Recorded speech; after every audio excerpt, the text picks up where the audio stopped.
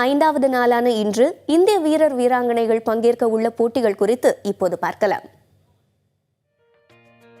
ஆடவருக்கான 50 metre pistol பிரிவு துப்பாக்கிச் சுடுதல் போட்டியில் இந்திய வீரர்கள் ஜித் ராய், பிரகாஷ் நஞ்சப்பா ஆகியோர் பங்கேற்கின்றனர். இதற்கான தகுதிச் சுற்று போட்டி மாலை 5:30 மணிக்கு தொடங்குகிறது.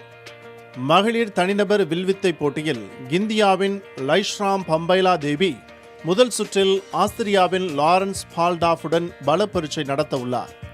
இந்த போட்டி இந்திய நேரப்படி மாலை 6 மணிக்கு நடைபெற உள்ளது.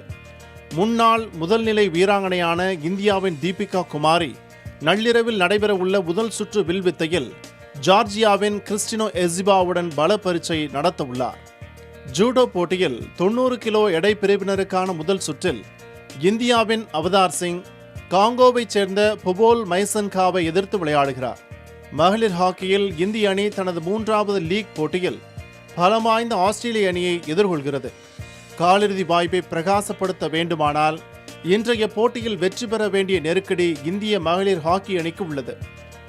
64 கிலோ எடை பிரிவினருக்கான குத்துச்சண்டை போட்டியில் இந்தியாவின் மனோஜ்குமார் லித்வேனியாவின் எவால்டாஸ் பெட்டாஸ்கஸ் உடன் பல பரீட்சை நடத்த உள்ளார்.